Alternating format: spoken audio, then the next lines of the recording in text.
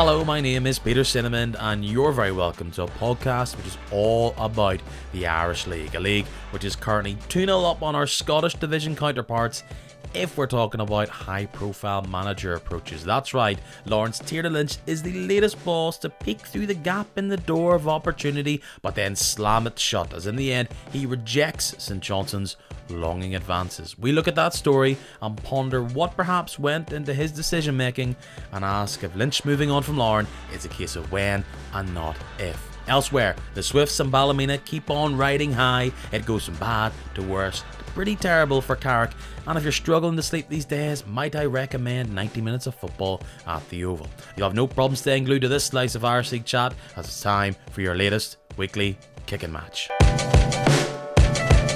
Lots of games, lots of goals, lots of controversy, lots of news equals a lot of business to get through this week, and it's all in the company of Blue Man and one-time fly netter. It's great to welcome back Mark McGuiggan. Hello, Peter. How are you, sir? I'm doing good. These are one of these weeks. I know it's kind of a gimmick, and ultimately results can only go three ways for a football team. Obviously, a variety of flavours in there, but you're on. Linfield win. Happy man. Yeah. Positive enough. Can't complain. Cannot complain. You can definitely complain, but you don't think there's any reason to. Is that what you're saying? Yeah, nobody listens when I complain, so I'm best not. Would you have felt even better if what was going to be our top story, and still will remain our top story because I've done all the prep for it, if Tiernan Lynch was in fact going on the boat to Scotland to manage in a similarly sized Scottish town team of St Johnstone? Because on Saturday night, it looked as though it's actually on. This is after Friday-ish. It seemed to be that, there's rumours, there's chats, he's going to have a wee shaking of the hand, one of many candidates. Saturday night, it seemed to be, it's on. Sunday morning, it looks as though it's off. So, listener, if things have changed since then, forgive us. But in the time that we're currently, reality that this podcast is being recorded in, he might be staying at Larne, or he is staying at Larne due to a disagreement over a package deal for him wage-wise. That's what's being reported anyway. If he was to have gone, what would have been your feelings, Mark? I would have been doing what David Healy was saying he was going to do and just waving goodbye. It would have been a fond farewell from, I'd say, the rest of the league, apart from, those Larne fans who obviously adore him. But he's come in to Larne, turned things around. But as we know, Irish League managers and moving to Scotland doesn't usually go through. I don't tend to believe these sort of rumours until they see the photo with the old scarf above the head photo. You know, that classic. That's how I was feeling. I was feeling on Saturday night. Is this actually going to happen now? Because I really didn't think it was, and now clearly it looks so it isn't going to happen. So my instincts were right. It does prove exactly what you're saying, though. Until it's signed, sealed, delivered, it ain't. No, even if I saw lots of sort of posts on social media from different people, between media personalities and also, fans saying cheerio to him and thanking him and all this. And I'm just going like, he's not away yet. He's not out of the woods. He hasn't headed off to Perth yet, but who knows what could happen in the future. It's interesting because it brought up, it's a bigger job clearly than what was being offered to David Healy and Wraith. And there was still this sentiment, even though it's top flight Scottish football, that, well, why would you want to go there? Is it such a great job, an amazing opportunity? Why would you want to leave Larne in the way that they are? An Irish League manager is not going to be taking over a team in Scotland or England where they're flying high, I don't think. Or rarely any manager is going to take over a team where they are flying high in that situation. They're going to be going to try and find a manager from the Irish League, hoping they can turn around their situation. And at least they're being considered, because that wasn't something that was happening kind of ever. Like the Oran Kearney thing did come through, it didn't work out. But for Tiernan Lynch, he's no doubt an underrated manager, and he is not, and has got a team around him, of course. But I don't think, despite the amazing seasons that he's got out of Larne, what he's been able to build with this team, he's never really got the credit because of all the finances that's been there. And I think when you compare the way the money has been invested in Larne and the way the team's been built and the way they play compared to other teams in the Irish League, which has seen cash injections, it shows this is not an easy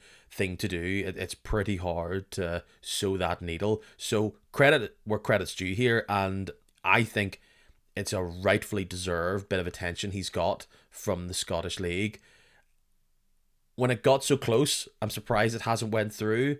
But the question I would say, as an opportunity, if the money was right, I think at 44, if all was even, you got to take it, don't you? Yeah, I think it would have made sense progression wise that way. Like he's not going to be going over to any teams, whether that be north of the border into Scotland or south of the border into England, where they're going to be flying high and everything's all rosy. He's going to take a job on where he's going to have to learn, a totally new group of players, a totally new league, and just take it, at a run. He's not getting like a preseason to get things warmed up. He's not getting any easy games. I know in Scotland in the summer they play the League Cup sort of group stages in the summer, which gives you a chance to maybe bet on a few new players and the likes of that. He wouldn't have that opportunity if he went straight to St Johnson. So in my eyes, he's actually probably done what's best for him, which is obviously the best decision. But I think him staying at Lauren is a wise decision because it's a very, very difficult job in St Johnson, and it's not going to just be as easy as he's having it in the Irish League at the minute. But the point was I was putting there because it's a personal decision for Tiernan. It looks as though he's made that, he's sticking with Lauren. But it was more talking about that idea of why would you want to go to a bottom of the pile Scottish Premiership team rather than stick about in the Irish League, win all round you, and play in Europe. I think, like I said, if all's even, the opportunity is there, and I don't think it hasn't worked out here with him and St Johnson, it looks like. But I don't think this now signals that Tiernan says, you know what, I'm happy to be a Larne homer forever. Because why wouldn't you want to express that? It's so easy for fans to say, Tiernan, don't go. This is the place to be. This is what dreams are made of. When it's like, yeah, but this is this man's career and where he wants to go. So we might come back to this sometime down the line, especially if the trajectory that Lauren is on continues. Because the reason why he's being looked at is because of getting into Europe. It's because he's won the title 2 years in a row, regardless of the sneering when it comes to investment. He's been able to build that team. And just look at that record. Like, was it 2 defeats in the league last year? Like, that's special. Yeah, again, it's not something that's going to happen if he goes across the water. But I get your point now where you're coming from. It would have to be the perfect situation for him to move. I don't think there's any point in him uprooting and going to somewhere where the job is not a progression. I know where you're coming from now. It needs to be the right step forward for him as opposed to a sideward step, which is something that I don't think he would be wanting to make. The cogs were turning in my head, and we may as well have this conversation now because it may be a conversation that will bubble up if somebody else comes in for Tiernan. And it looks as though for his team, if he was to go and let's say Gary Haverin was to stick around, that's where I was believing it was probably going to go. That's where they would keep with the continuity. He's a key part of that coaching staff, and there's a whole tree, there's a whole load of branches just below the top end management that seems to filter through the club. You could see that step up continue on. But if Lauren said where Tiernan was to clear out all the senior coaches there, and they thought that anybody else below in the structure wasn't going to be ready to step up, or they were looking to try and find somebody else, that would be very interesting of where Lauren would go, because I don't know right now if there is a coach or a manager in the Irish League right now which would fit Lauren's profile or what they would be after. And I'm even probably counting the ones that are on the sidelines right now, the McLaughlins and the Baxters, and maybe the David Jeffreys, let's say. Yeah, I was having this conversation this morning with somebody randomly as well. It's not one there's not one name that springs to mind when you think next Lauren manager. Where there's this list of names that it's very obvious. I don't think that. Okay, I do think that if he goes, that he's bringing maybe 6 or 7 people with him. He is not a one man band, and I don't think he's ever claimed to be. To be fair, he understands the value of his staff, and he understands the importance of them working in the background and doing things that a manager can't do absolutely everything anymore. But he's got so many people around him. I just don't know how many people he would uproot and bring with him.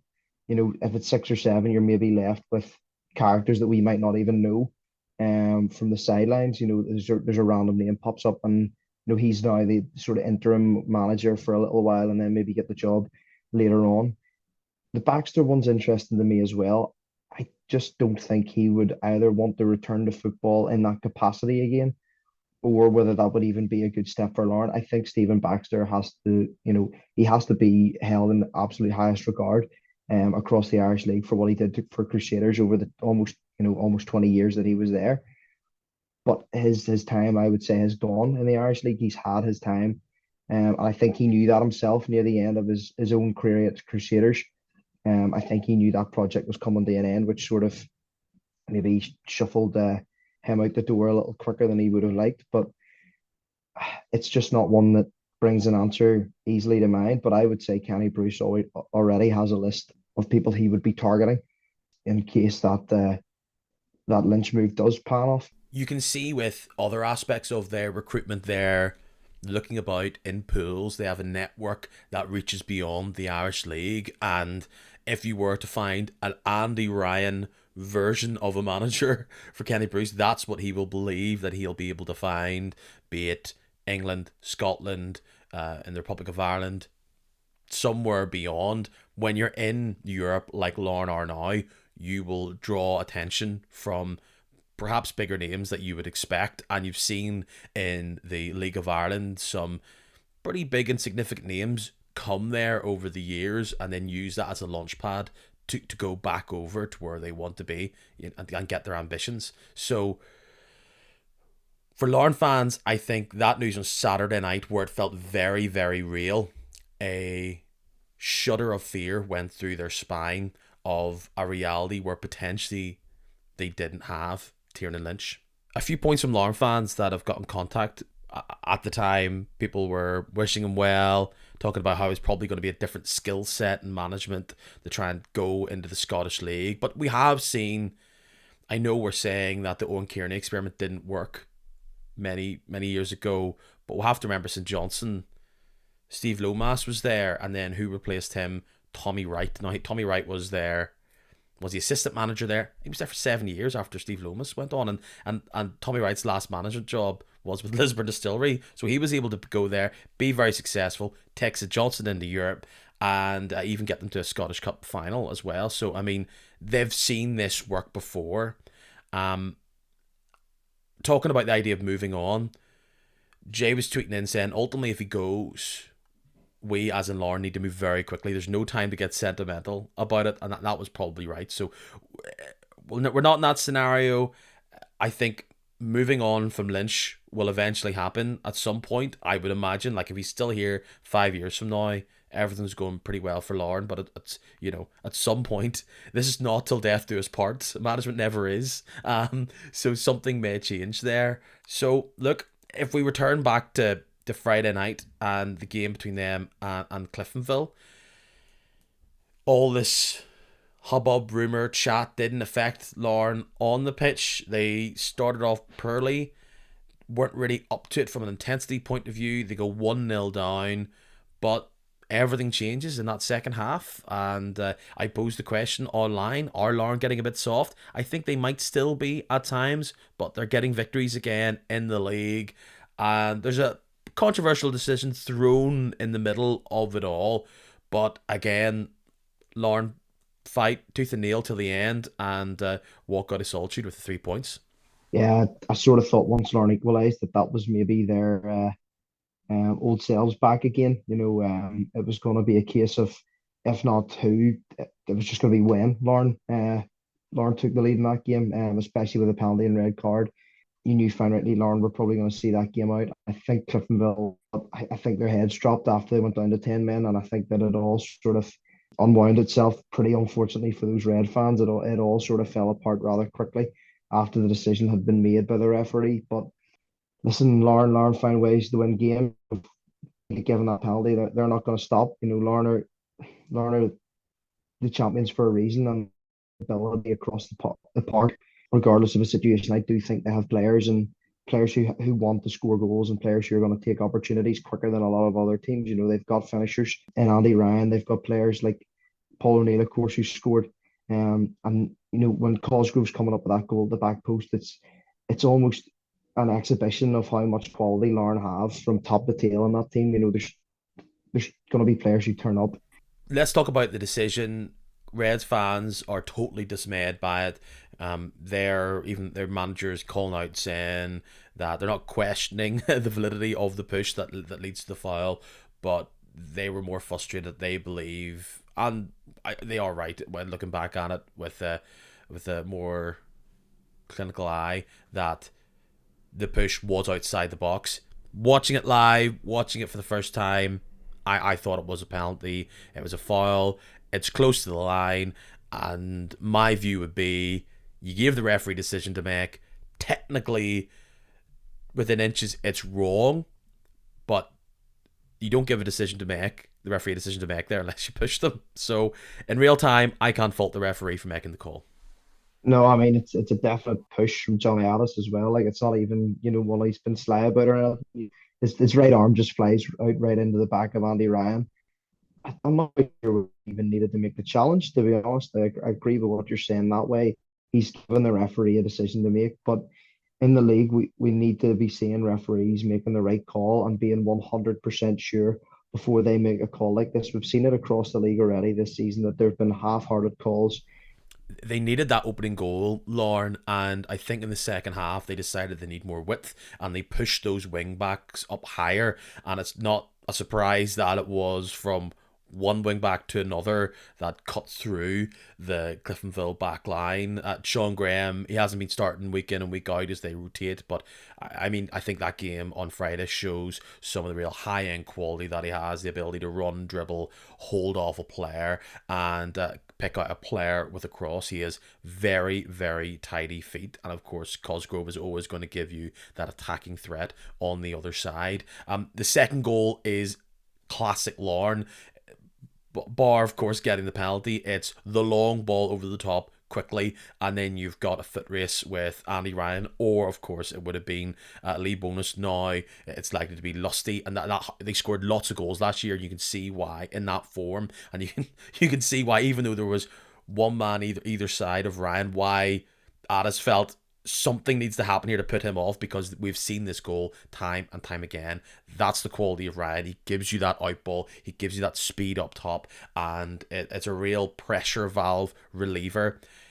Elsewhere for Lauren, I said it previously, and that's why I was kind of talking about going soft. They don't have that formidability at the back that they used to have, and before the Cliftonville goal, there was a chance a header was going to go in, and from Sean Leopard, and it was only for Andy Ryan on the line that denied that. And the frustration is that they don't have that drive midfield right now, and teams are happy to sit back, and that's why Sloane's getting these opportunities to try and fire an arrow into one of the corners of the goal, because he's given that space. In fact, if I was Sloane and I was the manager team of Lauren, I would go kick 100 balls from 30 yards out, because you're going to get plenty of time and space, because perhaps right now this is the only way Lauren's going to get that kind of freedom, because they're going to be giving it to them. And if maybe a player tries to cover him, tries to snuff that out, more space will be found at the back, because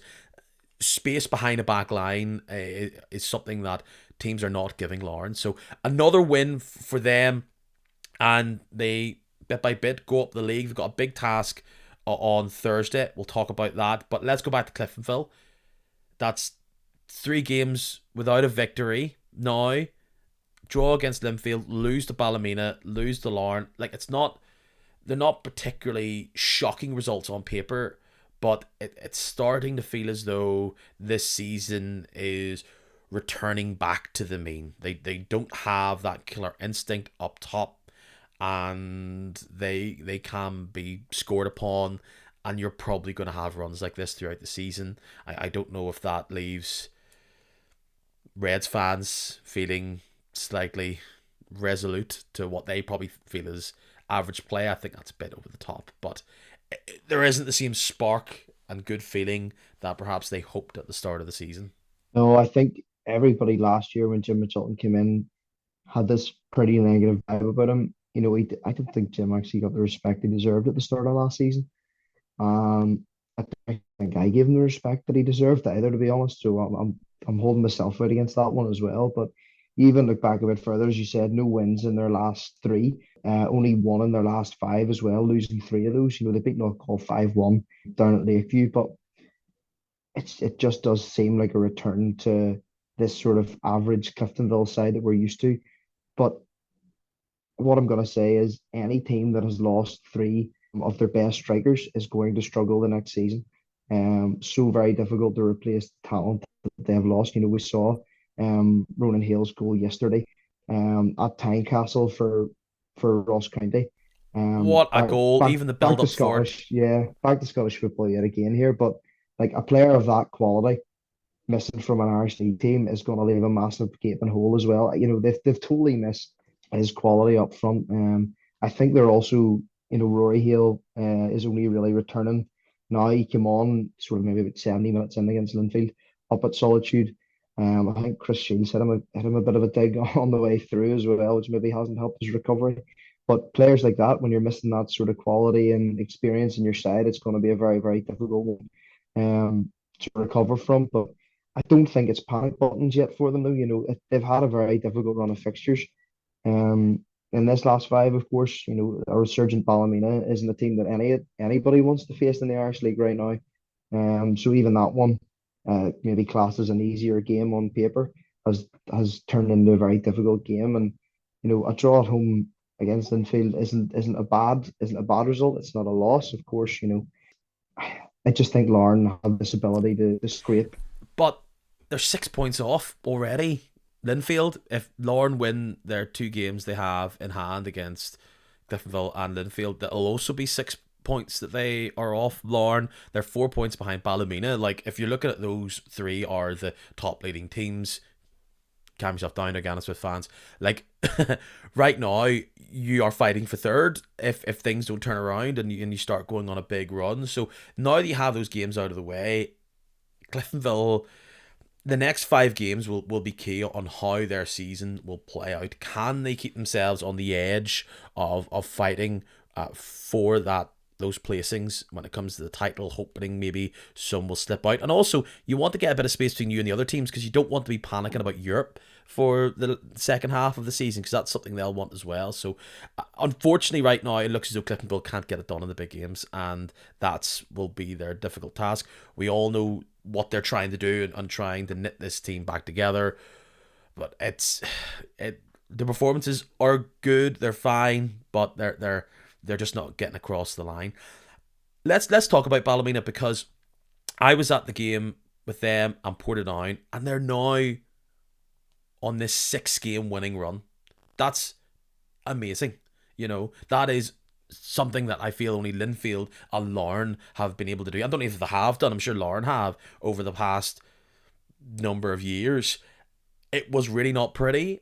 I know if you're a Portadown fan, you're thinking, how on earth have we got nothing from that game? Because I'm sure they would feel as though, yes, they didn't have the clear-cut opportunities, but based on the amount of possession that they had, the way they controlled the game, the way Ballymena were encamped in their own half, it was like a top of the league team playing against the bottom of the league team.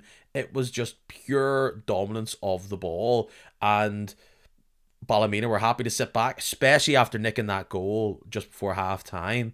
And Portadown, if they'd won that, they would be sitting, would it be all third right now? You know, well, based on goal difference, yeah, goal difference, they'd be sitting on third if they'd won that. And they're now looking back after totally wave upon wave of attack, dominating a team who's second, and they got nothing out of it. Ballymena are winning every way they can right now, and everything's going pretty sweet. I think Jim Irvin's reaction at the end of the game sort of showed how much it meant to him and how hard that this Ballymena team have been working. They did something that Linfield couldn't do, which was hold a result down at Shamrock Park. Um, I think it's testament to Jim and how hard they're able, as you said, to win games in any way possible at the moment. There's games of games have played really really well, but there's an away game where it was backs to the wall and a very very difficult place to go, and they still managed to get the 3 points and also managed to keep a clean sheet as well, which is not to be sniffed at either. They now go to, there's cup games on Tuesday, but they go and play Loughgall at home. The next game after that, they go to Glenavon, and then they have Coleraine in the derby. So they could just keep this run going. I don't expect them to win the next three, but I asked Jim Irvin, I was talking to him after the game on the radio, and it was very clear, like, are they looking at top six right now? He was coy, game at the time, blah, blah, blah. You have to start looking at that. The points total are there, the results are there, and I think the problem for Ballymena going forward is the goals from set pieces drying up because they're not getting a lot of goals from open play. Teams wising up to them ever so slightly, but they're really strong in defence. So what I think we'll see is a lot of 1-1s and maybe 0-0s. That's still getting results. Relegation's over. Ain't happening for them. They've got the players around them. Even when Ben Kennedy is completely anonymous in the game, they still are just able to nick a goal. So when everything's going your way, results like Saturday come up. And, you know, we've many have been waxing lyrical about Ballymena. It will just be, there will be a certain returning back to earth feeling, but the way everybody else is playing, I still think top six is totally reality and should be a massive aim for them because they just have this sturdiness and fluidity to them that they didn't have before.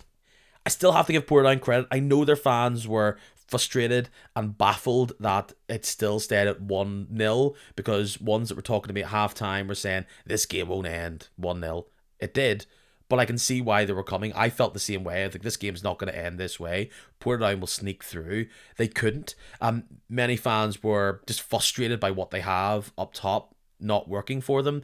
I think that's harsh because who else is going? I don't know who else is going to sit up top there and get the goals in the nature of this 5-man back line in front of you, 2 blocks in front of you. Like there was 11 men in their own half for a majority of that second half. So Portadown are not a team that are going to be able to rip you apart in the same way and sneak it out. Most teams would struggle against that. So it just wasn't their day. I don't think the substitutes work for Portadown, and I really like the look of Josh Ukek. Tall, wide player, perhaps a bit unorthodox in style and the way he holds himself, but he can dribble and he can get the ball in. Ryan Mays in the first half was very impressive. He looks truly like one of their keystones. I didn't think he was going to play despite scoring all the goals he did last year. I just thought maybe they were going to come up and he was going to be this off the bench kind of player. No, he's the main man there. And I think Portadown are going to hate me saying this. McKinnon, what a centre back. He's in his early 20s. I know he played for Carrick. I didn't really notice him when he played for Carrick, but on Saturday, the man can play out for the back. He can win headers. He's great one-on-one in the duels. He's an excellent tackler. In a league where there's not many great centre-backs, particularly young centre-backs, and what you perceive as the bottom six, where teams could maybe snipe to bring them into their side, I think McKinnon could walk into pretty much any team right now. He's one of the players I have in my team of the season so far, and he should be scouted by every team. He is excellent. Yeah, obviously a player I've only seen once when we were down at Shamrock Park, but listen, for him for taking a step up and making moves in the Irish League, it'd be very easy for him to maybe take a sideward step and move down in the Championship to get some game time and get some experience under his belt. But it's good to see young players stepping up and making it in the Irish League because it's so very difficult for that to be done. It feels early on they haven't got a massive amount of points compared to their rivals, so it's still early days. But after tearing Crusaders apart last week, when they had the opportunities and were able to ride the wave in that game, playing so well against Ballymena, it's the first time where I think Portadown looks safe to me. Very early on in the season. They still need to win out in some big results, but they're starting to look as though they'll be all right. I think this is a conversation I have almost, on a weekly basis with colleagues and work and stuff about Everton, where we've often seen, Everton stay up because there's teams worse than them in the league. And I think that's the situation Portadown are in. They're not this brilliant side that's going to break through in the top six and they're going to win the Irish Cup alongside that. But I think that they're definitely safe from the drop based on the fact their team's worse than them this season. But very, very unlucky against Glentoran from what I heard and saw. And, going to see and win a 3-0, I think every team in the Irish League would bite their hand off that result. I also think that the team that's playing at the minute in the Irish League would absolutely walk the team that went down 2 years ago. Oh yeah, So easy. it's streets ahead of that, and that's credit to Niall Curry and the staff down there at Portadown. He made the adjustments required. He didn't have this whole sort of romance with players that did well in the championship and assumed that they were going to do well in the Premiership. He was able to chop and change, and he didn't hold. There was nothing romantic about keeping players because he did such and such away at Institute. He knows that he's coming back to the Premier League, and it's a very, very different level, and it's a very different kettle of fish, and he's adapted very well. And I think it's all credit to him so far this season. Significant game against Glenavon on the way. That could be the test. I'll probably put the scud on you, Portadown, by saying that you're looking good and that everyone should be after your best player. But looking pretty all right. Let's go to the game between Linfield and Coleraine. I had a notion that maybe this was going to be Colerane's coming out party, and that there was something more to this poor run of form or perceived lack of ability to play up to the standards they could for Linfield. But it's another Saturday afternoon up at the Coleraine Showgrounds where Coleraine just surrendered Linfield. It was all over within 30 minutes almost. I think you've been at Coleraine Showgrounds very often watching Linfield against Coleraine because we've had some very difficult battles up there, especially recently. But they're not getting 3 points off you on the regular. No, they're not getting 3 points. Well, they thumped us 3-0 on Friday night last year, but that obviously wasn't Friday afternoon. I don't think 3-0 actually tells a full story. I think Coleraine had some of the better chances in the game early on. Shevlin was unlucky at the back post for one. They hit the post obviously in the second half, or was that first? I can't even remember. They hit the post at one stage as well, but Linfield took their opportunities very, very well. It ended up a second half where Linfield just had to really not even weather the storm, just make sure that the storm didn't really annoy you too much. Coleraine hoped and poked, and they had their chances. I think there maybe a call for a penalty as well. I'm not 100% sure on that. It was a But it penalty. I was could just see. I talk about in this podcast a lot about what does your first eyes tell you when you're not expecting it. That was a penalty straight away, and in the end up from complaining the Coleraine player gets a yellow card. I can forgive it, but it just yeah, I know. It's like the arm shooting up, like, oh, didn't touch it. I'm like, well, clearly you did. The arm shot up and it bounced to the ground. It was one of those ones that you try and hide. Very, very difficult to hide, to be honest. But I actually don't think it would have made much of a difference in the game. Linfield were No, I wouldn't. streets ahead at times. If Linfield had have wanted to, it could have been maybe 4 or 5 if would have wanted. It's good to see Linfield have both the result and the performance, as opposed to last week's poor performance but getting the result. And then you look the week before that, we played well against Larne and didn't get the result. So it's been a bit of a mishmash the last few weeks, but it all sort of paid off for us yesterday. I'd be worried if it was a Coleraine fan. I don't know what the solution is at the minute. I don't know how Shields is going to get a note out of this team. I don't think he's getting the best out of Matthew Shevlin either. Matthew Shevlin last year was an absolute torture to play against, but he doesn't even look to be close to where he was last year. It's a big turnaround for them as well, changing players. Half the squad went to Ballymena and all this, and it's a very young squad as well. But Coleraine have had a lot of new players brought in, and you've got to have them bed in. Clearly, Dean Shields talk about this being a wake-up call. Like 9 games into the season, I'm not seeing the same kind of improvement that perhaps I've seen from other sides that have had a big turnover, and they clearly are taken far more seriously than the likes of maybe a Portadown or Ballymena were. So they've got usually a harder game ahead of them. But Shevlin being rotated for McGonigal, that's every other week at times, and looking at that, a big issue just seems to be they can be run on. They've got this soft belly of a central midfield that can be, the space can be occupied by other players. The back line is not particularly stout right now. And yes, there's lovely flashes from a McGuiggan and a Reece Campbell and a Conor Murray. And these are exciting players that give you a bit of dynamism, which perhaps other teams would very much enjoy. But it almost gives me, I don't really like to bring in comparisons to Premier League, whatever, but there's a certain Man United-esque setup for them where they've got this back line and then they've just got all these kind of slightly tricky players up top, and then they just kind of just go for it, lads. It's this kind of free-flowing bit, and it doesn't have the same kind of structure, I feel. So, look, it's a tough result, losing at home 3-0 to Linfield. Coleraine are admitting that they're feeling the heat slightly. They want to try and turn things around. It just, when is that going to happen, and what ambitions realistically do they have that they can achieve? Turning down the temperature slightly, though, this is a team in flux, and games like this were probably going to happen, but they need, I think, to show that they are a team that can rightfully lay claim to a top 6 place right now, because it doesn't look like that at the minute. It looks as though they're in a battle with other teams that know who they are and know how they want to play and are executing it more. Coleraine are not. Whatever the plan is, it ain't working just yet. Perhaps, and especially with all the time that they're given, that's the frustrating part from those who support Coleraine.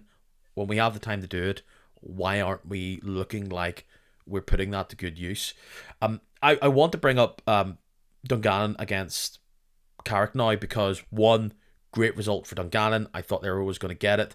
It all falls down for Carrick when Joe Crow gets sent off, but it wasn't looking like a particularly glamorous day when they concede the goal in the manner that they do, with McGuiggan popping up the back post, completely uncovered, wasn't being marked, or at least the marker didn't follow him in there. I think it was Joe Crow who let him go there, and then it gets turned around and he just boots James Knowles and he gets sent off. Stuart King is frustrated. He's tearing his hair out. 8 games on the bounce. Losses.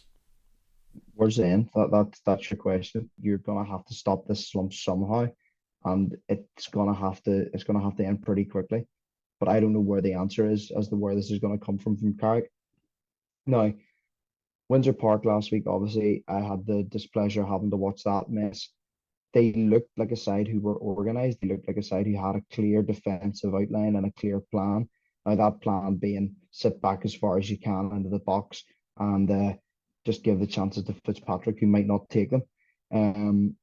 But I know fine rightly that they're not going to get away with that against the so-called smaller teams. You can't go to Stanmore Park and sit off for 90 minutes, because you have to take the game to them. You have to beat those teams in around you in order to even try and stay up, and it's just not looking likely at the minute. I think the Dillon goal, it's not one that is at fault. Carrick can't do anything about an absolute screamer, but you're so right when it comes to the McGuiggan one. It's such poor defending. They were really queuing up at the back post. If McGuiggan wasn't there would have been somebody else there to finish it off.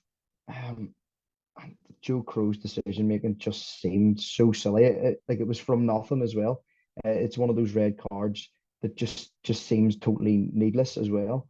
And I think it's not like he was stopping a goal. It was just high up the pitch. No, just a silly one from Joe Crow, to be honest. To me, the way they conceded the other 2 goals as well, they were trying to sort of play this out from the back. They were trying to, stick to a game plan that Church Kings obviously laid out, to try and keep themselves in with a chance. But they gave the ball away twice, and it led to 2 goals. Well, there was another missed chance, I believe, as well. So it could have been even more than 4-0, and it's just not a pretty watch for Carrick fans at the moment. Well, you don't need to have me telling you that Keelan Dillon can hit those, and he's not being closed down. That's if Keelan Dillon scores a goal like that against the team I'm rooting for, from there you just would have your arms out going, we know this is what he can do. Why do we let him do that? Yes, it's the first time he's put a rocket No. in so far this year. So even that sort of half basic, just close your man down. It doesn't matter even if he can hit a shot, just close him down. Which obviously hasn't happened for them. Like I'm running out of answers. Like the game management just didn't seem to be there. It was something that I think they nearly deservedly got away with it at Windsor Park last week. Bar Kirk Miller's screamer. So that's two screamers in 2 weeks, which is unfortunate to be fair. It just doesn't seem to be something that's an easy fix, and I don't know how long Stuart King's going to get to fix that. He's clearly feeling the pressure. I think he's also putting his hands up, saying he knows what's going on and he is trying to fix it. But if you like put yourself in Stuart King's shoes, you set your team up the best way you can. You've built a lot of this team, and then somebody doesn't follow a man at the back post. You don't close down a player who can score goals from 30 yards out, and then you go down to 10 men for did he need to tackle there? Forget going as high as he did on the other man. It's you're just an onlooker at that point, and does another manager saying different things change the players not doing what they did? Did the players not follow a man because the way Stuart King set the team out and spoke to them beforehand or trained them during the week? I don't think that's the case. I think those players, especially how experienced that they are, and experience is usually was a strength of this team. That I could totally sympathise with them, but the only points they've got on the board is a win against a Glenavon side who was completely out of sorts at the start of the season. And you know what? Glenavon, if things had fallen better for them, they could have got something out of that game. So it's just that they've played almost everybody in the league when you're doing 9 games. So there's only 2 teams that they haven't played against, and they've only been able to beat one. Any ambition of a seventh again is out the window. And it's just how long can it go on, and can they turn it around so they're not in a relegation fight? Because that's what they are, early as it is. And are these players going to snap out of this? Because they are the ones that are letting the fans and the club and the manager down. And results need to come quick, or it's starting just to feel like something needs to change, and everyone's going to point at the one thing that they can change quickly. Yeah, I think you're right. I think a manager change is an easy way out sort of thing. It's an easy answer. It's the excuse, for what the problem is. But I don't think they're a terrible team. That's what's sort of baffling me with You arguing see, on it. I do. I You do. think they're I terrible? I think that I just don't love the current makeup right now. It's like what made them great last year. If we talk about regression, too many of those players have regressed now, and they don't look like scoring goals. They look really poor going forward. They're the lowest scorers in the league, and that's where all these results are coming from, because they're leaking goals, yes, but because they're not scoring them, they are making it really, really difficult for themselves. They don't have something that can change it for them, and they've been without Curtis Allen. They've been without Cushley, who I think was totally underrated on what he brought to that team last year. Andy Mitchell, they Ben Tilney for long periods of time as well. They just give them different options there, and it's like you put all your ingredients into a cake in August, and you follow along the lines, and here we are. It's in the oven now. We're about to hit September, and all of a sudden you're going, this doesn't look like it's going well. So it's you can't if you're going for theory, you can't go, we had our best ever finish last year, let's make wholesale changes, you know, based on the theory that we've had. Go review the tape. People were saying not only have they got this team, which was the best version of Carrick Rangers ever, but they've now been able to add a defender with a lot of experience from Glentoran, and they've been able to add Heatley, and it just hasn't worked. So I'd agree that it hasn't worked. I just don't think they're as bad as they're. position suggests. I think there will be a turnaround. I think their answer may lie in a replacement. It's one of these ones, where a club signs a player, that this player being Heatley at the moment for me, and he's nearly too high profile of a name to drop. I think swapping Heatley, I think someone like Nettis Michaelis, a younger player. I'm not saying Paul Heatley's done. I think there's still, you know, chances in games for him, but I don't think starting him every week is going to be an answer. I think they looked more of an attacking threat against Linfield when Nettis was on, as opposed to Heatley. You mentioned McCulloch there. I'm not sure that Luke McCulloch is actually the answer as well. I think his injury has really took the pace out of him. Yes, he's experienced. Yes, he can clear a ball. Yes, he can read a game very well. But I think his lack of pace is going to cost him at the back. I'm not saying you swap him out straight away for Reece Glentoran, but I just don't know whether those two have worked out as well as Stuart King would have wanted them to. Well, there was would have been a battle for Heatley for most teams, and there was a battle for Luke McCulloch. So it's not like Carrick were the only team that thought this is a man that's going to improve our back line. Yeah, I think they clearly can do it. I think they can recruit well.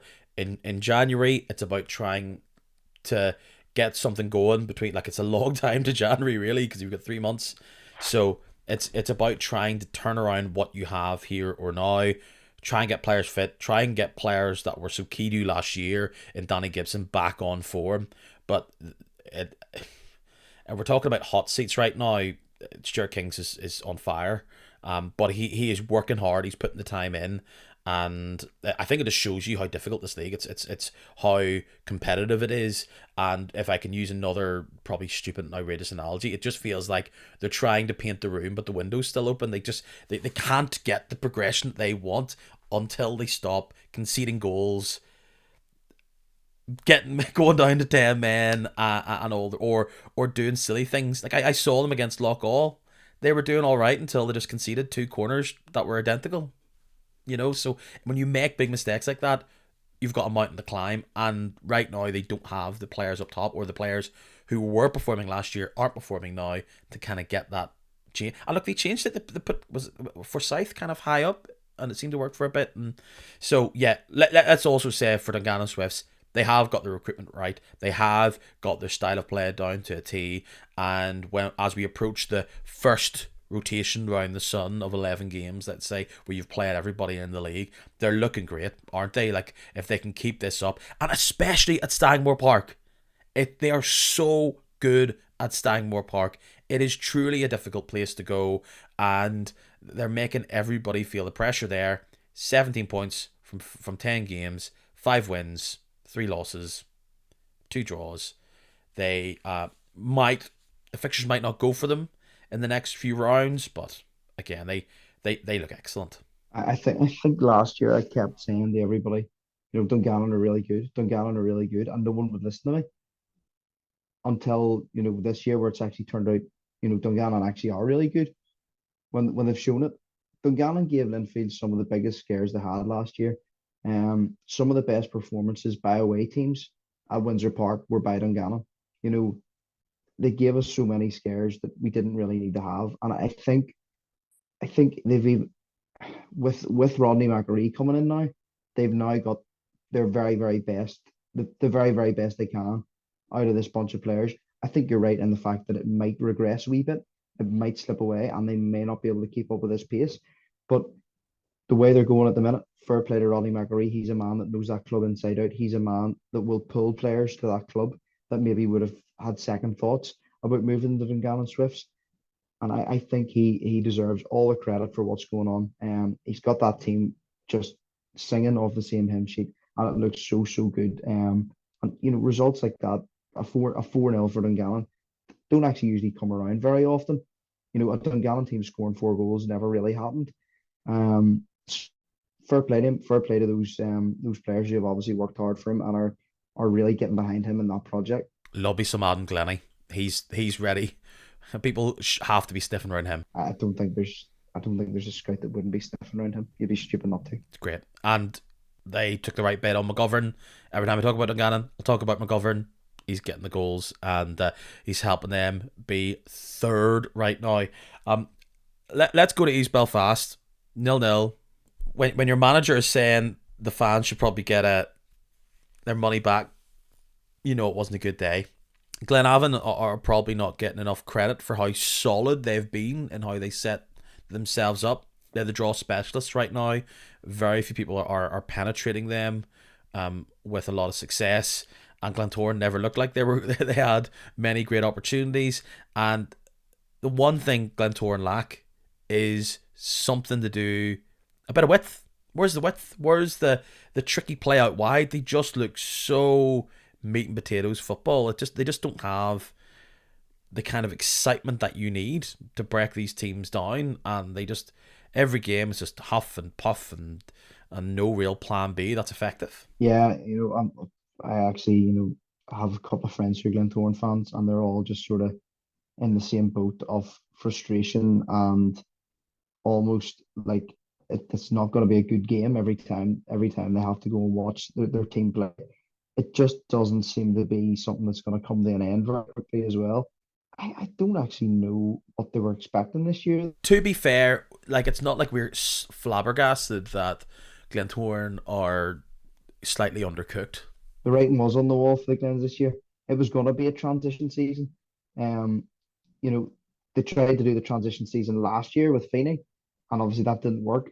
Divine got a few games sort of on the way through near the end of the season, and it just didn't happen. For them then, I just don't know how long it's gonna take for them to accept this another transition year, and it's going to be another mid-table finish.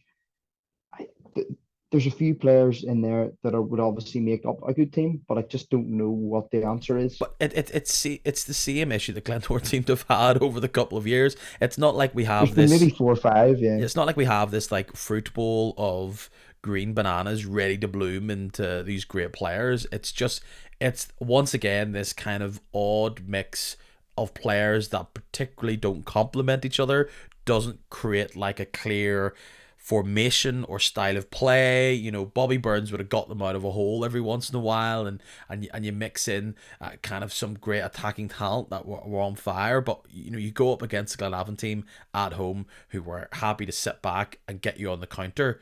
It felt as though Torn were getting the ball up into the opposition's half, and they all just looked at each other going, and what do we do now? Hoping that, you know, a Jordan Jenkins can break through. Like, goals are a problem. They've played 5 games in the month of September. They've scored 2 goals, and they're both against Loughgall. That's and actually, and they're almost being saved by who I think is now the best keeper in the league in GLI. Like, another great little save. I picked me a number of them actually against Glenavon to stop them from getting the points. So look, there's some positives in there. I think if you're a Glentoran, you're looking quite jealously at kind of, you know, a Conor Murray coming into Coleraine, a McGuiggan going to Dungannon, and you think, could we have not got those boys? Were they not an option? Are we not a side that can find these, you know, little gems anymore? Perhaps not. Do you think, as if you were one of those little gems, do you think you would look at the project at Glentoran and think that's where I want to go? There's success there. No, there's no success. There hasn't been a great success since this whole takeover's begun. Do you think that there's potential progression? Yes, but where's it going to be, and how are we going to get there? Even the signings they have made this season, yes, Gili is playing very well, but he's not a youngster who's going to come on and the Glens are going to see progression in him. It's not like they've invested in youth or these emerging talents from the league. They've had to source them from elsewhere and just sort of jumble them all together and pick 11 names sort of thing at the minute. Now, I'm not going to lie, Fisher, very, very good and very, very high quality. And if they can get a note out of him, then maybe that's where the tide turns. From what I've heard, again, Connolly seems to be a very, very good player going forward. Very, very pacey, very, very tricky. But there's no white ball for him. Once he gets the line, he's looking for somebody to cross the ball to, and there's sort of there's nobody in there over 6 foot that I can put the ball into here. I don't know where the Glens are going to actually end up this year, because there's three or four teams, and we're going to come on the Crusaders here in a minute. Crusaders, Coleraine, and Glentoran, who all look to be in this sort of wobble so far this season. You said last week you're a quarter of the way through the season, and the wobble's still going. It hasn't been straightened up, and no, they've not sort of landed this plane yet. As they're still sort of in this transition. Um, but it's going to be a long season for them if it continues the way it's going. Yeah, there's a chance right now. I agree that Glentoran Crusaders and Coleraine could be quite open. Their spots in the top six open. They all could go on a run and make us look silly. But Portadown look sparky. Ballymena are getting the results. Dungannon are probably going to keep this run going. Might turn a bit inconsistent, but they've got something to build upon. So something needs to turn around for them. I guess the Cruise did turn around things against Loughgall on Saturday at 4-0. Eventually took until the last 20 minutes until they really were able to break through that really sorry looking Loughgall back line. That they really look like they're falling apart at times right now. But welcome to the league, Hi Franklin. Big frame player, and someone that looks as though if they can get going, they could be a real handful. And they were linking up play on Saturday, and was a real dynamo for them. A lot of talk has been for offered, but I think Franklin has something about him. If he can get going, perhaps he just needed that game against Loughgall. Clearly there's going to be tougher tests, but we all talk about this get right game that you require. And if you take a win away to Loughgall, see what you can do in a seeded game in the League Cup, and then you go to next Saturday, it's probably the confidence builder that Declan Goodell's wanted. Jimmy Callagher's back, excellent. You've got a few other boys to come back in, but a team that, they went for Franklin 2 years. They give him a deal. It's not like the offered loan where let's see what we can add to the team, but he's not our player. He's someone that can be a part of the next generation of this team. So, Loughgall were pretty poor near the end, but Crusaders needed that result massively. Yeah, I totally agree. The Crews were in a bit of a downward spiral. I think as you said last week, they were really given a hammering at Seaview. A 3-0 by Portadown at Seaview is sort of as bad as it can get. Losing to a promoted team at home. As one of these three, one of the Belfast teams especially seems to, they've had a lot of success in the past couple of years, and again, this is going to be a transition year. But I think this is maybe, well, I'm sure Crusaders fans hope this is maybe the stopgap for them. This is where we're gonna build off. A good 4-0 win. I don't know whether it's gonna continue week after week, because you're not gonna be playing Loughgall every week. You look at last year's effort of signing from the Welsh League, and Dean Ebbe just didn't pay off. I'm not saying they've got lucky, but he looks cracking. But every time the ball was going forward, if you watch those goals back, it was him carrying the ball forward. Um, against I keep saying against Loughgall, but you know what I mean. Whether he can do that against the likes of teams higher up the league, that remains to be seen. But one point I will make, it could have been more than four by the looks of it. All those, I think it was Jordan Owens who missed a half decent chance as well. Got a bit lucky with a penalty. I think Gartside got a good left hand down to it as well. But the build-up play actually doesn't look too bad. They look to be able to create chances, and it's just about finding someone to take them. Offered obviously taking them at the very, very start of the season looked brave and decent for them. But yeah, I'm sure Cadell and those Crusaders fans they're just happy to get a win at the minute. You're worrying for Loughgall. I know they're sitting at 11th, 2 points above Carrick, but they've conceded the most in the league, 26. Even right now, so that's 2.6 goals a game. Minus 17 goal difference. You don't want to be the bottom of that stat either. They have the ability to rotate, but are they getting, as Dean Smith rotates, is he getting more from his team with that? I said time and time again, it's other teams have got better, and they're feeling the pinch. but they look like a team that's playing with their heads down. Yeah, it's one of those ones they're conceding the most goals, and they're also not scoring as many. Um, Everybody knows that Benji McGee was one of the stars of the league last year. He was probably a player that very few in the league knew even existed up until last year. He's got his big move to Larne and well deserved, of course. But it was almost too late in the window for Loughgall to even try and find a replacement or even half a replacement, because you're not going to get a player that scores that many goals for you so quickly. I don't know where this is going to end for them. Well, they'll want this Carrick run to keep on going, but they're going to have to try and get points somewhere. And I'm just fascinated about some of the battles that we're going to have here. Like Ports against Glavin's going to be big. Loughgall, Carrick, that'll be a battle for them throughout the season when they meet. And then Glens, Crews, Coleraine, Portadown. Maybe if Glenavon get in there, Dungannon, Ballymena. These could all be, over the next couple of weeks, games where the table will shift and move. But yeah, I think I was always a big man for saying, you know what, losing Benji McGee isn't going to be as much of an issue for Loughgall as you think it is. And now I'm starting to feel as though perhaps he gave them an out ball and a goals at really opportune times that they're not getting. Because perhaps a Benji McGee would sneak a goal early in the second half against Crusaders, and it's a different game, you know. He could be the man that turns a 2-2 against Portadown at home into a 3-2, or a 2-2 against Glenavon into a 2-2. So I like lots of elements of Loughgall as players, but they're fundamentally just a soft touch, and that usually, and I mean, that usually is a sign of doom, but also that goal that they conceded, that Ross Clark scored. I mean, that's horror show stuff. That's Newry from last season stuff. Teams that are looking to stay in this league don't do that. So, all eyes on if they can get a turnaround, because they probably need to get that turned around pretty stat. Two games I want to talk about now to really focus on. One is Larne are playing in Europe. Remember that? That's what they got for beating Lincoln Red Imps. They're going to Molde on Thursday.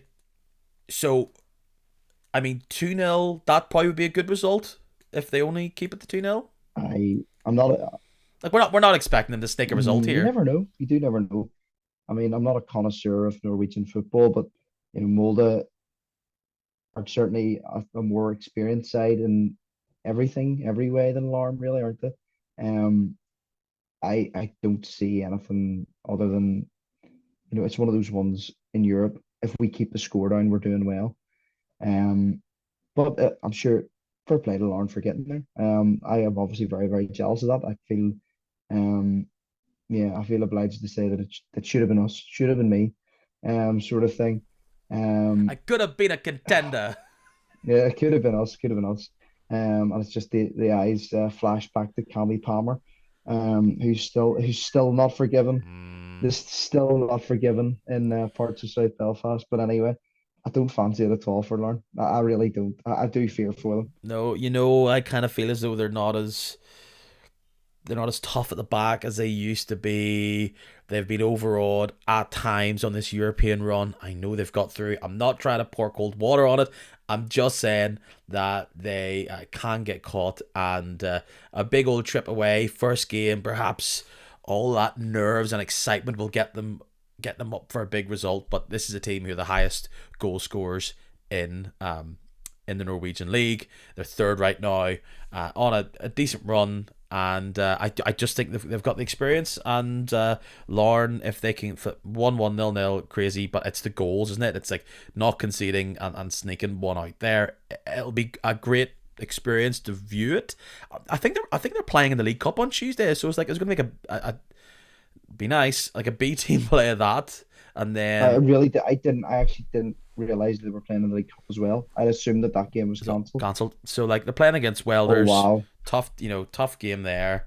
It's top of the league, top of the championship. So I mean, we're not going to delve too much into the whole League Cup on Tuesday, but I mean, if we're penciling in, if we're going to go to the shock zone, I'm gonna stick Lauren and the Welders in Yeah, there. Larn is it's flashing red alarms, Uh, like, isn't it? The Larn B team. Saying that, I And think the Lauren B team would probably stay in this division, no bother at all, But yeah, I agree. Yeah, I agree. I think there's some players aren't available for that in Europe, and injuries and suspensions, so they'll play whatever. So look, could be a great wee week for Lauren, but it's exciting. It's good to see. Not expecting a result, but it would be nice if they didn't concede in the first 30 minutes. Lauren fans are very prickly. Like I'm sorry, I'm not saying that you're the greatest team of all time, but they get very irked by this. Well, that they're not going to win the No, conference no, league. just Do that they think I've they're kind going of the whole went, way? oh, maybe Lauren aren't as good as they are last season. Perhaps they are, they can be run on, or they, all these other things. I'm not saying these fans are demanding me tell them that that they're going to do well against Mold, but they just I questioned on Friday night, and I'm not overhyping it too much, but they were like, haha, I told you that we were great. I was like, I was just asking the question, boys. Calm down. I don't think I don't think they were great against Linfield either. I think anybody that watched the game or was there agreed that 3 points to Larne was not the fair outcome of that game. A draw would have probably been a fair result. Linfield winning, you wouldn't actually sniff that. They don't look to be as quality as they were certainly 2 years ago, and definitely last year as well. I think Bolger being missing is obviously part of that too. But I think you'd have to be mad to say that they're going to win on Thursday night, especially away from home. Yeah, I'll big us up down the road. Let actually. I know I said I'm going to focus on two games, but let's do a little swift going through of the League Cup. I'm pretty confident these were, what do you say, like Seeded. seeded. Thank you very much. So you've got Newington against Glenavon, Ballymacash against Institute, Dollingstown, Newry, Bangor, Wormpoint, Dundela, Linfield. That's a fun game. They're not in the shock zone, but it's definitely on the periphery of it. They're kind of next door to the shock zone. That'll be a great game down in East Belfast. Dugannon Swifts, Port Stewart, Loughgall, Armagh City. Ooh, what do we call that? Shock zone for me. Shock zone. Ooh, I think. Yes, absolutely. The mini mid Ulster derby, or that is a proper derby. Actually, Loughgall against Armagh City is one of the closer non-internal, like, Yeah, home park's not that far away from Lakeview. Definitely not. not that No, far away I at can all. see that. Yeah. So, well, they're playing at, home park isn't far away from Lakeview. It's being played at Lakeview. They enter the shock zone. Ballinamallard, Coleraine, 100% in the shock zone. Yep. Myola, Anna United, Glentoran, Dergview. I mean, we all remember the away game, Dergview, Glentoran, that could have been, and then wasn't. Was that the banner game, wasn't it? That they had the banner against. Yeah. Yep. That's Moscow or whatever. yeah. Was up, and then the week after was Balloon Gate. But anyway, Glentoran really should beat Dergview there. Rathryland, Ballymena. I literally saw somebody in a Rathryland tracksuit at the Ballymena game on Saturday. So they've been scouted, boys. Scouting. Yep. Welders against Larne. They're the centerpiece of the shock zone. Ballyclare against Crusaders. I think Crusaders really should win out there. But I mean, Ballyclare are like, I don't know, the random box of the championship. Like they will like beat a team 3-0 and then lose against like somebody random. Brian Healy just randomly picks up and does good things. So again, we'll just have to see what happens there. Griffin go all the way to Limavady United. Cold Tuesday night, cliches here. Carrick Queens, ooh, absolutely in the shock zone. And Yeah, we know what Queen. I unfortunately know what Queen's University. all can about, do but I mean, Carrick have to win there. Get right, no matter what way they're playing, they should be able to beat a team of Queen's quality right now.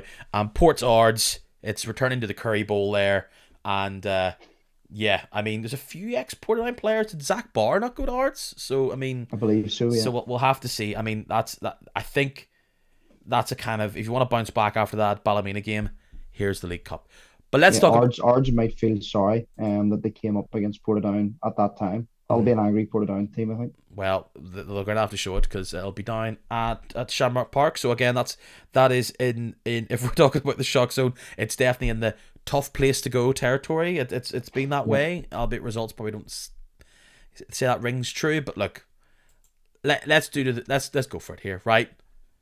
Linfield Glentoran. I know we just poo-pooed this Glentoran team who can't string 3 passes together.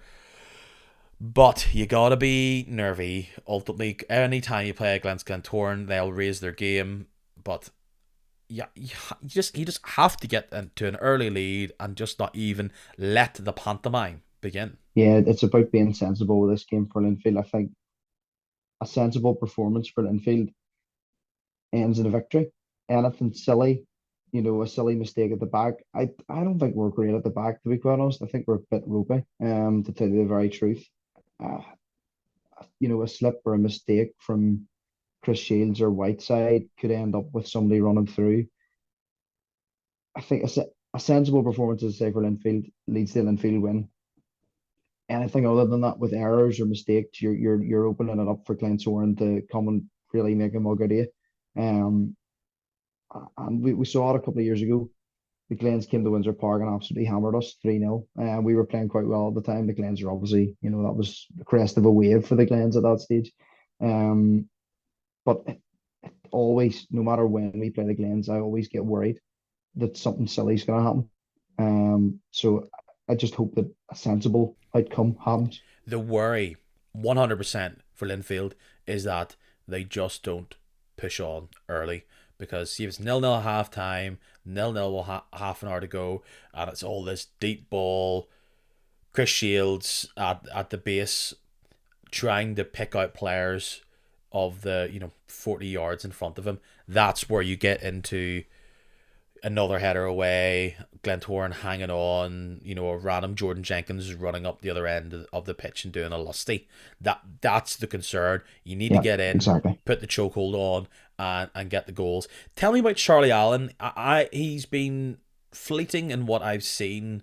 Is he a midfielder? Is he an attacking player? Is he going to fit out wide? Is he going to be the partner to Fitzpatrick? What's been going on there, and has he turned a corner? Is he finding his feet in this league? Because I felt when he was signed, I thought this could be someone that could really change Linfield's fortunes.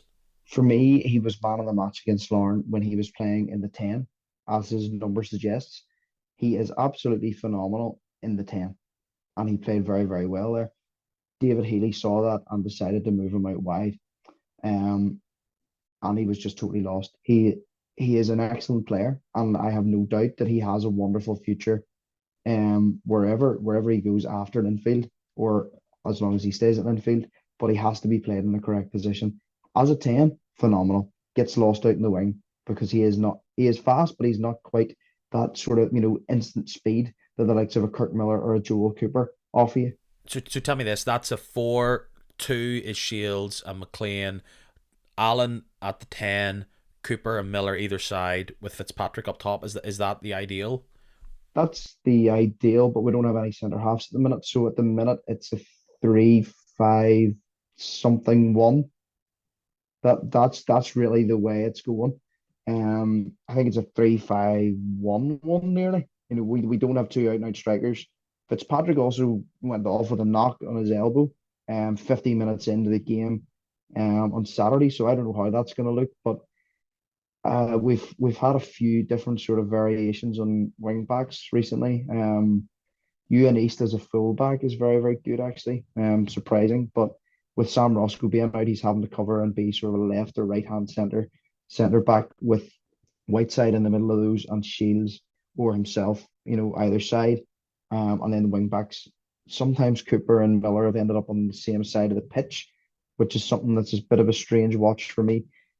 Yeah, it's been a real mishmash of tactics so far. I think our strongest is, as you're saying, this sort of 4-2-3-1 thing going on. That's our strongest, but we don't have the players to do that at the minute.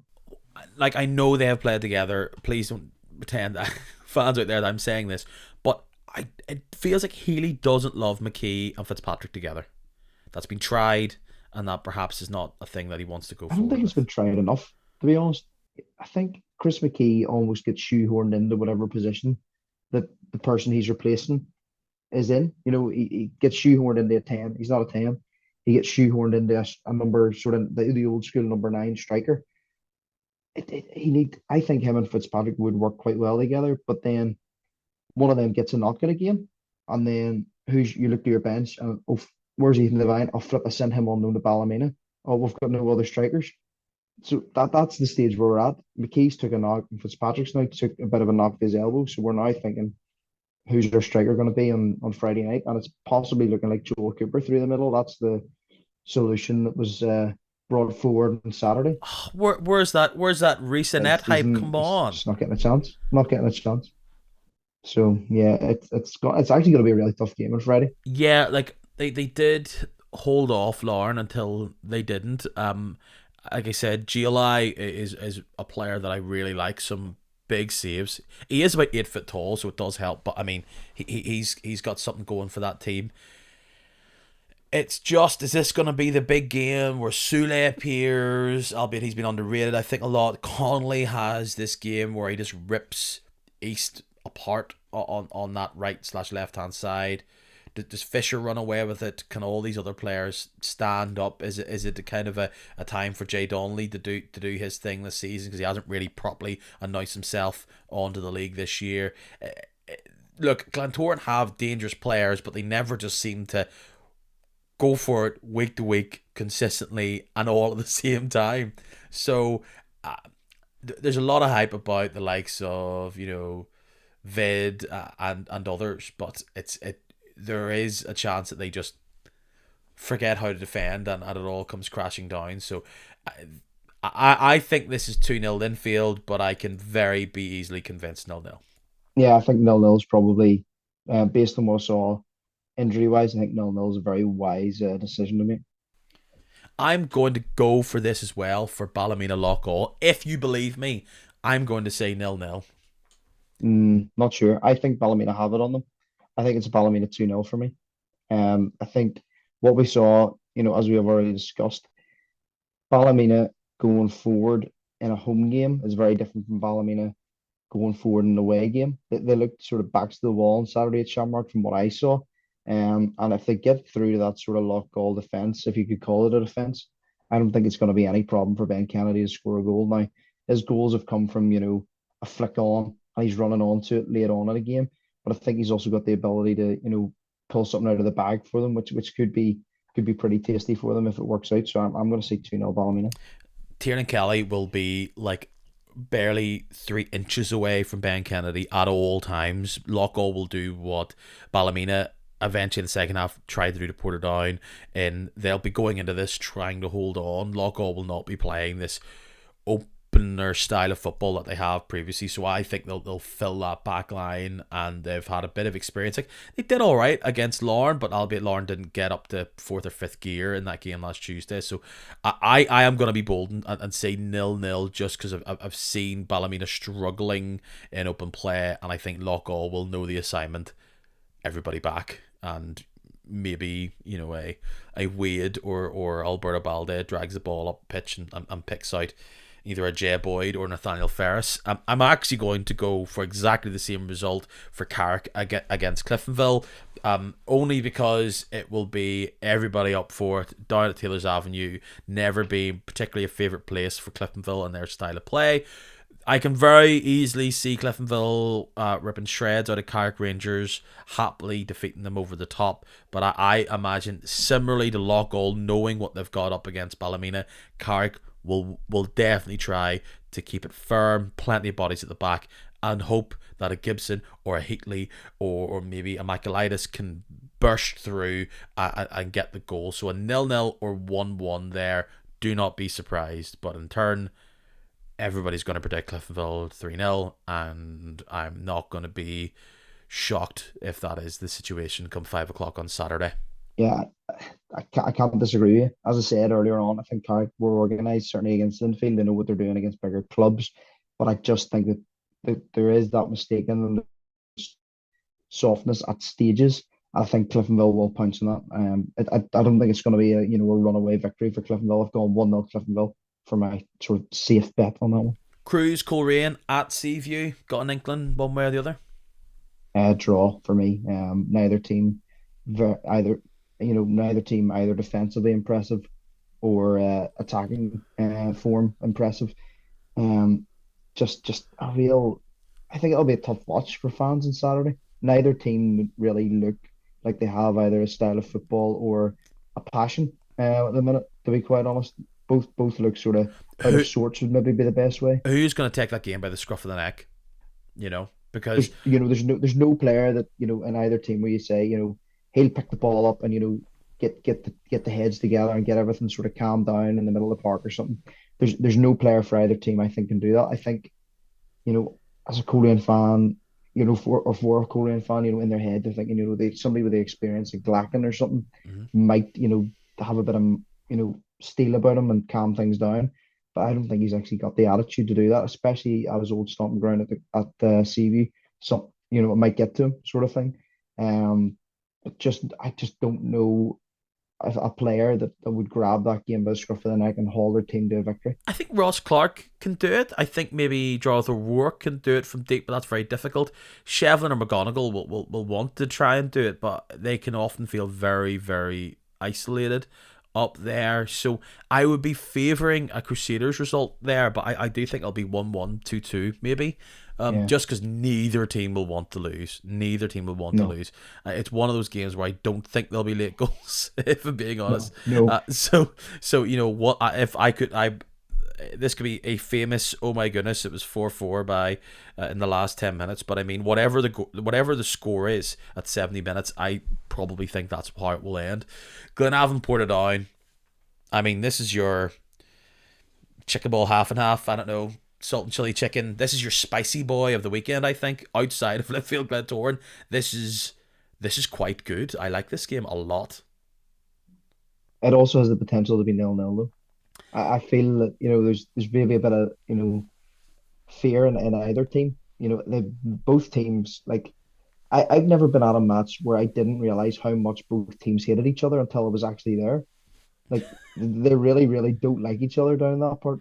It's like two little brothers, like pushing each other in the car. That's what that's Yeah, what that kind of. uh, but they just don't have that sucker punch ability yet. There's not somebody in the game where it's gonna turn around and go, it's gonna be 4-0 to me. Yeah. It's just Well, gonna be this eternal battle between two twins. Glenavon have definitely had the bragging rights in recent times. Portadown had them for a long time in the 2000s, maybe even the late 90s as well. So, uh, I kind of can foresee this Portadown frustration against Ballymena continue on, and Glenavon being able to kind of make their opportunities work for them, especially at home with Runaway, O'Connor, or McDade, or just something coming their way. I think this would be crushing for Portadown fans, just the way the season's gone so far. But I actually think it's going to be 2-1 Glenavon. And I've been very, I, very down on Glenavon so far, but they're keeping tight at the back. I think this is a different game altogether for them. They will be unnerved by it. It will be a massive match because I think it's 2 points between Portadown and Glenavon. So if Portadown win, that makes that 5. If Glenavon win, they scoot over them. So a lot on the line in this early part of the season. So yeah, I just think home advantage, maybe just the horrors Portadown will probably feel of not getting the goal against Ballymena might leave it a touch open at the back. So 2-1 Glenavon, and then finally Larne against the Swifts. I do think Larne's going to win this 1-0, but after playing against the Welders, then going to Denmark, and then coming back Sunday at Inver Park, this is the shortest odds Dungannon have had in years going into Inver Park. But I've doubted Larne, and I can't doubt them again. yeah, it screams tired 1-0 Mm-hmm. for me. Or 1-1. Or Um, 1-1, but yes. no, I don't think so. I don't think so. I obviously ranted and raved about the Swifts there a wee while ago, but it just, there's nothing about that game you thinking you're going, yeah, Lauren will slip up here, Lauren will, they'll be tired and all this. It's not, they're not going to Azerbaijan here on Thursday night. It's not an absolute mammoth trek. Um, but I just think it'll be one of those games where we look at it, with a wee bit of a side eye on Sunday afternoon. Go, oh, I wonder what the score is, and you just look at your phone and it's 1-0 Lauren. It's an Andy Ryan goal in the first 20 minutes, and you're like, I'll not look at that again because it's just gonna peter out. I think that's probably the definition of that game is peter out. Mm-hmm. But yeah, it should be. It could be tasty, but I highly doubt it. Mark, what a big O. Lots of big games.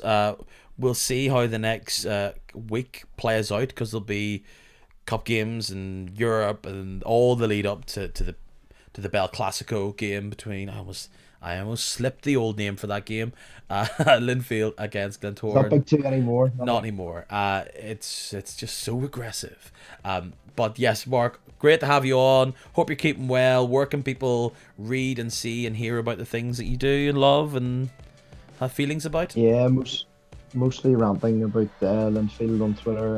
It's Mark McGuiggan and the G's or nines. Work that out. Yeah. Oh, that's always my me. that's always my cross to bear when I'm trying to tag you on these things. You know, what is it again? Yeah, I go for the 99 in the middle there. So yeah, that's it for the minute anyway. Tremendous. Mark, all the best for the coming week, and all going well. I'll chat to you very, very soon. Thank you, sir. All the best. I don't have any sponsors yet, which isn't a cry for help, but hook me up if you're ethical and fun and deep pocketed. But I am going to do a bit of promo, but it's self promo in a way, as you guys know, that as much as I like to suggest what managers should do, I also am in the management game, but only of bands and music. It's easier. I play a very simple formation: 4-piece. That's it. They're the Wood Burning Savages. You might have heard me talk about them before, and this week's a pretty big week as they are back, baby. They play loud rock music that I know you bunch of millennial men that listen to this podcast, I think you might like. If you like the sounds of Queens of the Stone Age, Death from Above, or even some Frank Turner, this might be the band for you. New single, it's called Grind Your Teeth. Second album is on the way next year. Go check it out. If you're on Spotify, you're on Apple Music, type in the Wood Burning Savages. Simple, easy. You like local football, you may like local music as well. You want to support me elsewhere? Subscribe to this podcast on whatever your platform of choice is. It's free, it's easy, and it gets you a nice little notification whenever a new episode comes out. Until next time, hello, goodbye, tally-hoo. See you, same place, same time, broadly, next week. Bye.